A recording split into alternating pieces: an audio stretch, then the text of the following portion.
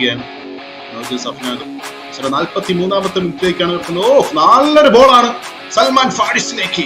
സൽമാന്റെ ഒരു shot, goal number 1 inter Kerala FC. Salman ഫാരിസിലൂടെ ബ്യൂട്ടിഫുൾ ഗോൾ. നവീൻ ദാസിന്റെ ലോങ് ബോളാണ്, ഒരു ഹെഡർ ചെയ്ത് ഗോളാക്കാനുള്ള ശ്രമം അവിടെ ഉണ്ട്. Nandu goal number 2 Gokulam Kerala FC. Nandu കൃഷ്ണയിലൂടെ 2ാമത്തെ ഗോൾ നേടുന്നു. വീണ്ടും മൈതാനത്തിന്റെ മധ്യഭാഗത്ത് നിന്നും അഷറിലേക്ക്. അഷർ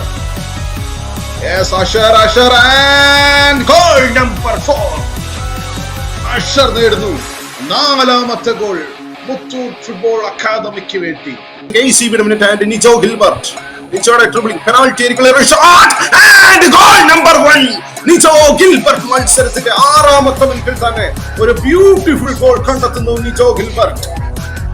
ചേർന്നത് ആൻഡ് ഷിജിൻ, ഗോൾ കീപ്പർ മുന്നോട്ട് കടന്നു വന്നു. ഷിജിൻ ഒരു ഗോൾ കണ്ടെത്താനുള്ള സുവർണ അവസരം. ഷിജിൻ 3ാമത്തെ ഗോൾ അടിക്കുന്നു ഗോകുലം കേരള FC.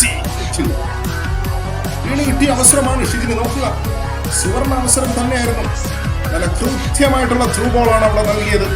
ഷിനുവിന്റെ ക്രോസ് വരികയാണ്. വേഗത്തിൽ തന്നെ പന്ത് റിക്കവർ ചെയ്തെടുക്കാനുള്ള ശ്രമം അവിടെ ഉണ്ടെങ്കിൽ, പക്ഷേ അർജുൻ പിടിച്ചെടുത്തുകൊണ്ട് ഒരു ഷോട്ട് എടുക്കാനുള്ള ശ്രമം.